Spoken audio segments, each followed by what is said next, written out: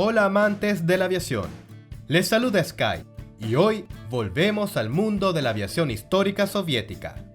Nuestro héroe de hoy no puede presumir de unas increíbles prestaciones de vuelo, ni de su tamaño ni de su lujo.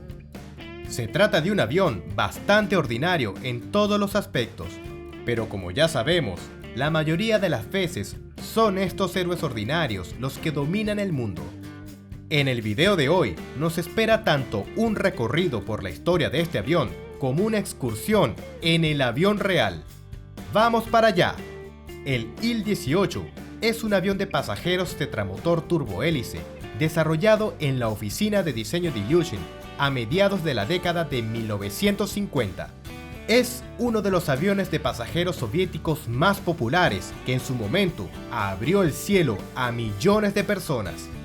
He dicho que el Il-18 se creó a mediados de los años 50, pero aquí nuestra historia se retuerce en un bucle, ya que en realidad el avión apareció en los años 40. Es un enfoque inusual, pero en esta época del desarrollo de la industria de la aviación apenas había algo normal. Y ahora viajemos al verano de 1945. La historia del Tercer Reich había terminado. La Unión Soviética se preparaba para una campaña en Asia, pues Japón seguía calentando la región, y el ejército estadounidense utilizaba nuevos argumentos para calmarlos. El final de la guerra en Europa y en el territorio de la Unión Soviética dio lugar a una nueva etapa de renacimiento, y uno de sus símbolos era el recién estrenado Il-12. Este pequeño avión de pasajeros, con una capacidad para unas 3 docenas de pasajeros y un alcance de unos 1100 kilómetros, debía sustituir al anticuado Li-2 y con el tiempo convertirse en el principal transporte de pasajeros de la Unión Soviética para los años por venir. En esta época, la industria aeronáutica soviética se concentraba en torno a una tarea crítica. La tarea tenía el índice Tu-4 y fue el primer bombardero estratégico de la Unión Soviética. La bomba atómica se convirtió en el arma definitiva, así que mientras los científicos nucleares soviéticos trabajaban en la creación de su propio artefacto, los aviadores volcaron todos los esfuerzos en la creación de un transporte para ella. La enorme cantidad de fuerzas y recursos dedicados a este trabajo se vio apoyada por la disponibilidad de varios bombarderos B-29 estadounidenses perdidos en el territorio soviético durante la guerra, que se convirtieron en un verdadero tesoro de tecnología. La industria se desarrolló a un ritmo frenético, dominó muchas nuevas oportunidades y para muchos expertos era bastante obvio utilizar estas innovaciones no solo para crear herramientas del apocalipsis, sino también para fines más pacíficos. La oficina de diseño, bajo la dirección de Sergei Ilyushin, estaba considerando la posibilidad de crear toda una familia de aviones de pasajeros, el más pequeño de los cuales iba a ser el bimotor Il-12 para el transporte local, y el más grande, el tetramotor Il-18, volaría en las rutas de medio y largo recorrido. El avión, con un peso al despegue de 47 toneladas y con una capacidad para 66 pasajeros, recibió un gran fuselaje con cabina completamente presurizada. 4 nuevos motores de pistón ASHA-73 de 2300 caballos elevaban toda esta belleza al cielo. El avión realizó su primer vuelo en el verano de 1946. Se mostró bastante bien. Era silencioso para su tamaño y se controlaba sin ninguna dificultad. Sin embargo, su vida fue bastante corta. El Il-18 utilizó un gran número de tecnologías desarrolladas durante la creación de los bombarderos. Esto exigía la asignación de recursos no solo a la oficina de diseño en sí, sino también a la industria en general, y estos recursos eran limitados en aquella época. El Tu-4 era una prioridad absoluta y estaba prohibido interferir en su creación. Además, a pesar de su buen rendimiento, a las aerolíneas les sería difícil de dominar y de hecho, en los años 40 no se necesitaban aviones de estas dimensiones. Y por si fuera poco, a pesar de que se desarrolló la producción de muchos sistemas nuevos, su fiabilidad no era suficiente para la operación masiva. Por lo tanto, la decisión era clara: no gastar los ya escasos recursos en la producción de aviones que no eran particularmente necesarios y que tendrían un alto riesgo de accidentes aéreos. Esta decisión fue anunciada por el mismísimo Joseph Stalin, así que nadie la refutó. El Il-18 fue decomisado. Un poco más tarde, fue abandonado también el trabajo de su homólogo, el Tu-70, el avión de pasajeros creado sobre la base del Tu-4. Ante el riesgo de una guerra nuclear, las prioridades estaban claramente establecidas. Parecía que la historia del avión de pasajeros terminaba con esto, pero el final de la década de los 40 y sobre todo de los 50 se convirtió en la época de las revoluciones en la industria aeronáutica. El núcleo de estas revoluciones fue, por supuesto, la aparición de nuevos tipos de plantas motrices para aviones, los motores a reacción y los turbohélices. Tras haber llegado a la aviación militar y haber aparecido en diversos aviones experimentales, estos motores no tardaron en aparecer en la aviación civil. Ya en 1948, alzó el vuelo el Vickers Viscount británico, el primer avión de pasajeros turbohélice. Y un año más tarde, en 1949, llegó el motor a reacción, que elevó al también británico de Havilland Comet. Y sí, el avión era genial en aquella época. Vickers produjo más de 400 de sus aviones, mientras que de Havilland resultó ser algo menos afortunado. Sin embargo, las ventajas de los nuevos motores eran evidentes. Otras potencias se unieron rápidamente a la carrera de los aviones a reacción civiles. La Unión Soviética, Estados Unidos y Francia destinaron importantes recursos para alcanzar a los británicos. Como resultado, pronto el cielo vio el Tu-104, el Caravelle y el Boeing 707. El Tu-104 fue un gran salto para la industria aeronáutica soviética y un fundamento de muchos aviones posteriores, principalmente los creados en la oficina de diseño de Tupolev. Con una velocidad de vuelo de unos 800 km por hora y una capacidad de unos 100 pasajeros, este avión impresionó por sus prestaciones. Sin embargo, como ya sabemos, también tenía problemas. El avión era muy exigente con la infraestructura aeroportuaria, bastante difícil de pilotar y muy caro de operar. Muchos aeropuertos de la época sencillamente no podían trabajar con él. Además, su autonomía de vuelo era entre 2100 y 2700 kilómetros, lo cual fue insuficiente para muchas rutas largas. Así que, a pesar de la prioridad de desarrollar un avión de pasajeros a reacción, era evidente que el Tu-104 no podía llevar sobre sus hombros todo el transporte aéreo.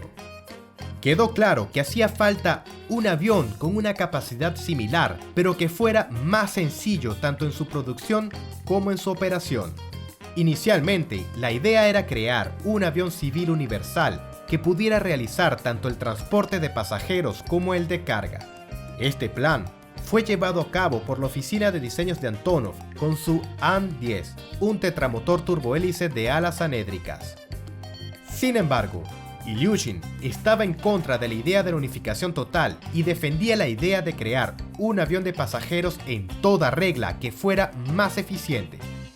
Y a mediados de la década de 1950 comenzó a hacer realidad su visión. Y con esto, el legado del antiguo Il-18 de pistón resultó ser bastante útil. Durante el desarrollo de la nueva máquina se utilizó ampliamente la experiencia de la antigua. Gracias al uso de una base existente, los ingenieros de Ilyushin pudieron optimizar significativamente el proceso de creación del avión. ¿Qué puedo decir? La creación de la aeronave se ordenó en la primavera de 1956 y el primer prototipo despegó en el verano de 1957. Solo un año para todo. Y en nuestros tiempos podríamos pasar esa cantidad de tiempo solamente en acordar los planes de trabajo para los proyectos. El nuevo avión heredó el nombre Il-18, pero por supuesto, era imposible simplemente reproducir a su ancestro. Las nuevas realidades requerían nuevas soluciones. En primer lugar, se trataba de la planta motriz. Los motores de pistón dieron paso a los turbohélices. Y ahora que finalmente llegamos a la parte del nuevo avión, creo que será más fácil contar su historia directamente desde su interior. En este asunto, el El Dorado de la Aviación de Moscú, es decir, el Museo de las Fuerzas Aéreas de Monino, volverá a ayudarnos. Y hoy ignoraremos las esbeltas filas de aviones elegantes e iremos directamente al borde de una zona abierta, allí donde nos espera el avión. Y aquí tenemos el Il-18B, con número de cola 75737, nacido en 1961. Fue operado durante casi 16 años en la Escuadra Aérea de Leningrado y llegó a Monino en 1977. Hoy nos contará tanto su historia personal como la de toda su raza. La principal innovación de los nuevos aviones eran por supuesto los motores. Los de pistón dieron paso a los turbohélices. ¿Pero por qué optaron por los turbohélices? El plan de utilizar una planta motriz de este tipo perseguía varios objetivos principales. Lo que ocurre es que estos motores son mucho más económicos que los motores a reacción, lo que permitía ahorrar en el consumo de combustible y, lo que es más importante, aumentar la autonomía de vuelo. Los Il-18 podían volar a distancia de hasta 6.500 kilómetros y superaban en este sentido a sus homólogos a reacción. Además, aunque fuera inferior al motor a reacción a altas velocidades, el turbohélice se comporta mucho mejor a bajas velocidades. Esto hizo que el Il-18 fuera mucho más versátil y menos exigente con los aeródromos, a diferencia de los modelos a reacción. El avión recibió motores turbohélice de dos modelos a la vez, el NK4 de 4.000 caballos y el AI-20. La competencia entre los motores Kuznetsov e Ivchenko era seria. Ambos motores eran completamente nuevos y bastante avanzados. Pero en la fase inicial de la operación de prueba, resultó que el NK4 era inferior. En particular, tenía unos cuantos problemas de fiabilidad. Como resultado, el principal corazón ardiente del Il-18 fue el AI-20, que después de muchas actualizaciones, también se convirtió en la base de la planta motriz de algunos aviones de Antonov y Beriev. Estos motores estaban equipados con hélices de 4 palas y tenían una función adicional: un sistema de empuje inverso que se activaba cambiando el ángulo de sus hélices de paso controlable. Es decir, esto es cuando las palas se ponen en un ángulo negativo y dirigen todo su empuje hacia adelante. Para el avión, que debía operar en pistas que no destacaban por su longitud, esta función era bastante práctica. Los motores estaban integrados en el ala en su semiplano superior y estaban colocados bastante adelante. Cabe destacar que estas soluciones fueron bastante acertadas. La aerodinámica del fuselaje era bastante buena, mientras que las góndolas de los motores situadas en la parte delantera simplificaban el mantenimiento y su ubicación elevada facilitaba la labor de los servicios de tierra. La hélice de 4,5 metros de diámetro requería espacio para no rozar el suelo, y tal esquema permitía no elevar demasiado el tren de aterrizaje.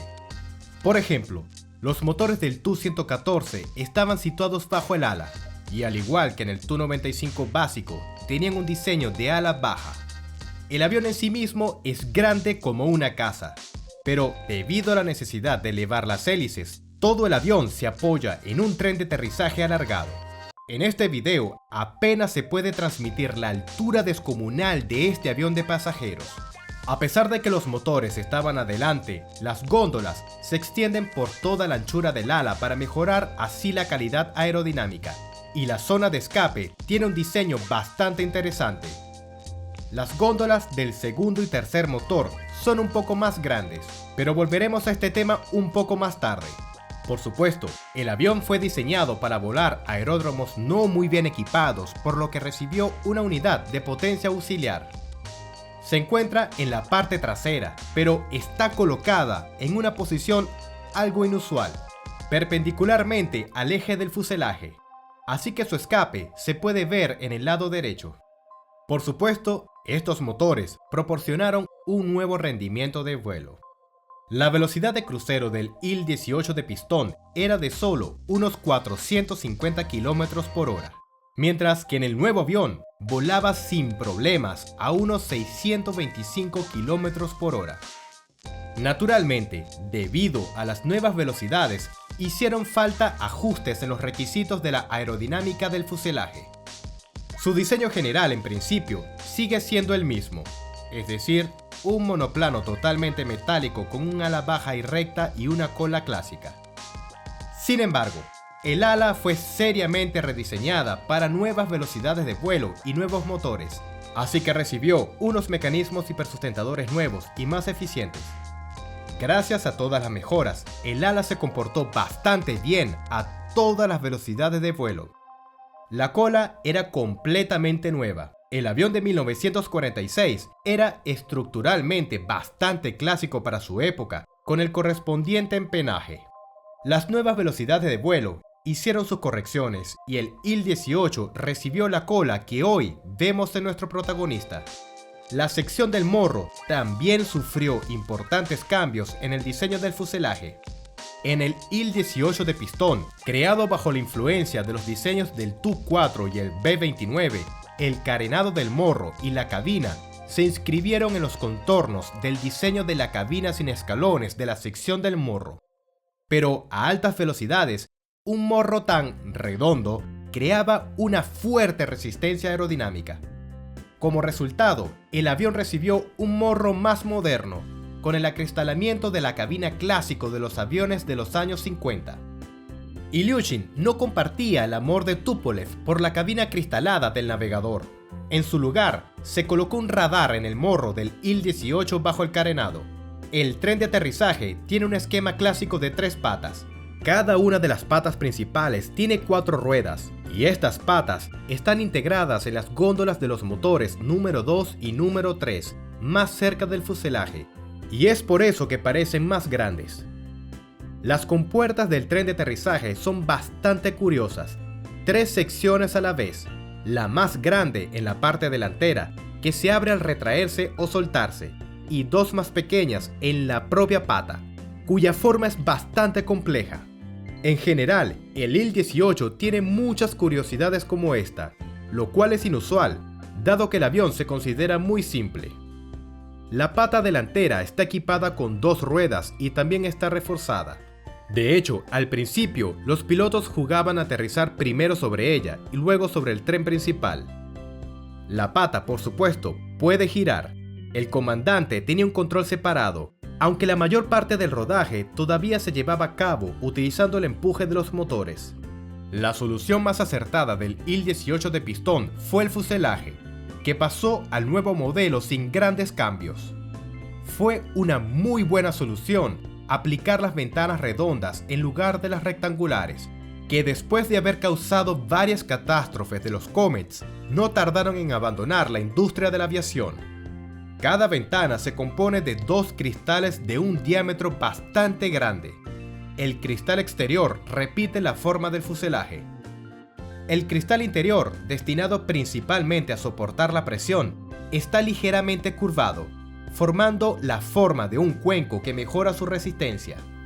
La presión en la cabina estaba soportada por el sistema de aire acondicionado, creado también en el antiguo modelo y mejorado aquí. Las dimensiones del fuselaje también resultaron ser óptimas desde el modelo de 1946. Además, la posibilidad ya inherente de una amplia personalización hizo posible no solo crear rápidamente una cabina para el Il-18, sino también en el futuro modificarla fácilmente. Y ahora por fin podemos entrar en nuestro avión. Así, en 1958 se creó la versión Il-18B, equipada con motores AI-20, un peso al despegue aumentado y algunos problemas de la primera serie de aviones ya corregidos. Luego, en 1960, apareció la versión Il-18V, precisamente el modelo que tenemos delante de nosotros hoy. Su interior fue considerablemente modificado, recibió un aislamiento acústico más eficaz y fue rediseñado. Por ejemplo, en las partes más ruidosas del avión, se sustituyó la cabina de pasajeros por los espacios auxiliares, un armario y una cocina. Estas soluciones fueron bastante útiles. A pesar de todas las ventajas, los turbohélices son más ruidosos que los reactores, lo que no es bueno para el confort. Más tarde, en 1965, se creó otra versión, el Il-18E. Su configuración interna es algo similar a la de las cabinas de las aerolíneas modernas de bajo coste. Comodidad mínima, capacidad máxima. Hasta 120 pasajeros en la cabina con un mayor número de filas y con un paso de asientos reducido. Pero a pesar de todas las mejoras, el avión ya era apretujado y no ganó popularidad. Solo se entregaron unas pocas docenas de ellos. En el mismo 1965 entró en servicio el Il-18D, con motores AI-20M modernizados de 4.252 caballos, reserva de combustible adicional y una autonomía máxima de 6.500 kilómetros. El peso al despegue alcanzaba las 64 toneladas. Fue mucho más popular y se produjo hasta 1969. Y ahora bien, veamos la cabina de nuestro Il-18 modelo V. Tenía 3 partes, una pequeña en la parte delantera con capacidad para 20 pasajeros. Detrás está la cocina, situada en el plano de funcionamiento de las hélices. Después se encuentra la cabina principal, con capacidad para 55 pasajeros. La tercera cabina está separado por otra zona auxiliar con una puerta de cola. Esta tercera cabina tiene una capacidad para solo unos 14 pasajeros, como una habitación pequeña. Sin embargo, esta habitación se consideraba la más cómoda. Estaba más alejada de los motores y separada del resto. Era tranquila y confortable. La disposición para semejante anchura de fuselaje era bastante clásica, 5 asientos en filas según el esquema 3+2. No obstante, en nuestro avión no vimos tal esquema. La parte restaurada de la cabina está equipada como los aviones para VIP. Por cierto, en 1961, Yuri Gagarin se convirtió en una de estas personas. Después del primer vuelo espacial, el Il-18 lo llevó a Moscú. Pero incluso, sin estas cosas de lujo, el interior era muy bueno. Los portaequipajes no tenían cerradura, pero sí eran sólidos, creando un techo con compartimientos funcionales. Cada asiento disponía de iluminación y ventilación individual, un respaldo reclinable y una mesa extraíble. Ahora todo esto, por supuesto, no es tan impresionante, pero en los años 50 era genial. En general, se puede percibir claramente hasta qué punto los ingenieros de Ilyushin intentaron que el avión fuera lo más cómodo posible para todos los que lo manejaban, desde las tripulaciones y los servicios de tierra hasta los pasajeros. No intentaron crear algo excesivamente chulo, sino que simplemente hicieron un muy buen avión. Como ha demostrado la práctica, lo lograron. En esta cabina también estaba suspendida sobre la cabeza una cuna para bebés. Esto es un homenaje a la historia bastante curiosa que ocurrió a bordo cuando, en el momento del aterrizaje, había más personas a bordo que en el momento del despegue. Sí, esta misma historia de cuando las pobres azafatas tuvieron que ayudar en el parto en pleno vuelo. Por cierto, también se idearon un montón de funciones interesantes para las azafatas. Bueno, basta ya de pasear por la cabina de pasajeros. Es hora de ver cómo se controla toda esta belleza. La tripulación del Il-18 se compone de 5 personas. El comandante de la aeronave con el copiloto a la derecha, como era de esperar. Luego en el centro hay una silla plegable donde se sienta el ingeniero de vuelo, que controla el panel central, los flaps, el piloto automático y mecanismos de control del motor. Detrás de él, a la derecha, se sienta el operador de radio, que tiene su propia mesa, 2 estaciones de radio, varios paneles de control para algunos sistemas del avión e incluso un dispositivo para trabajar con el código Morse. El navegante se sienta al fondo a la izquierda. También tiene su propia mesita, así como un equipo completo para realizar su trabajo, incluyendo por supuesto radiocompases y radares. La cabina de pilotos es bastante espaciosa, aunque incluso con este espacio no es una tarea trivial acomodar aquí a 5 personas. La cabina oscura, en la que se apaga casi toda la iluminación por la noche para que la tripulación pueda ver todo lo que hay fuera por la noche, también se aplica aquí de forma bastante interesante. Y como era demasiado difícil iluminar individualmente todos los dispositivos y las sustancias que podían brillar sin parar eran radioactivas, utilizaron pinturas especiales que brillan bajo la luz ultravioleta. La cabina permanece oscura, pero todas las inscripciones, paneles e indicadores son claramente visibles. Mientras dentro de la cabina debe estar oscuro, por fuera es deseable tener luz durante los despegues y aterrizajes. Aquí ayudan las luces de aterrizaje. Son retráctiles, con un diseño similar al de los faros de otros aviones, incluso del supersónico Tu-144, que ya habíamos visto aquí. Los faros del avión son brillantes. En modo de funcionamiento, tienen una potencia de unos 1,5 kW, es decir, muy probablemente una sola bombilla es más potente que todas las lámparas de tu casa juntas. Las temperaturas, naturalmente, son altas. En el modo de funcionamiento están diseñadas para ser enfriadas por el viento durante el vuelo y en el aeródromo. Ahora sigamos adelante. El flamante Il-18 realizó su primer vuelo de prueba el 4 de julio de 1957. Varias máquinas equipadas con los motores NK4 y AI-20 participaron en el programa de pruebas. La operación comercial del avión comenzó en 1959. El Il-18 se convirtió en uno de los primeros aviones turbohélices soviéticos y resultó ser uno de los más exitosos y populares. Las entregas de los Il-18 comenzaron en 1959 y duraron 10 años. Siguió siendo el principal avión de pasajeros de la Unión Soviética hasta que aparecieron los modelos Tu-154 e Il-62. En total, se produjeron unas 700 unidades. Además, la simplicidad y la falta de pretensiones del avión le permitieron obtener una amplia distribución en todo el mundo. Además de las versiones básicas de pasajeros, se crearon muchas versiones de carga, especiales y militares, como el Il-38, el avión de patrulla naval antisubmarina, y el I-20 de reconocimiento electrónico. Esta popularidad de un avión civil en algunas funciones militares se explica fácilmente. Todos los objetivos fijados para ellos requerían una fiabilidad suficiente y la capacidad de realizar vuelos de larga duración. El rendimiento de alta velocidad no era algo crítico. En realidad, las mismas conclusiones se hicieron en el extranjero. El tetramotor turbohélice P-3 Orion es amado por los marines de los Estados Unidos y Japón. Más de 700 unidades de este modelo han sido entregados, lo cual, para un avión especial de la Marina, la cifra es enorme a pesar de su base civil. El avión de pasajeros Lockheed Electra no era tan popular. Durante la operación del Il-18 fue partícipe de más de 100 incidentes, incluyendo varias catástrofes en las que murieron un total de unas 2.300 personas.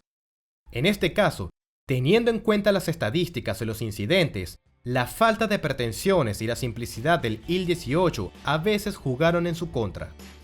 El avión estaba a menudo en condiciones muy duras con una operación bastante violenta.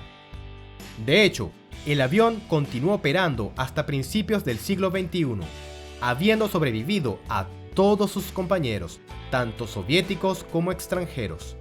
La operación comercial del Il-18 en Rusia finalizó en 2002, pero los aviones siguen volando en algunos otros países. Las versiones militares también siguen volando como parte de las Fuerzas Armadas y departamentos especiales.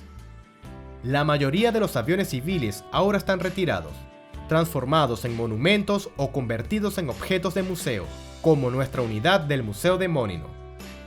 Y bueno, creo que eso es todo por hoy. No se olviden de suscribirse y dejar un like al video. Vuelos rápidos y aterrizajes suaves para todos.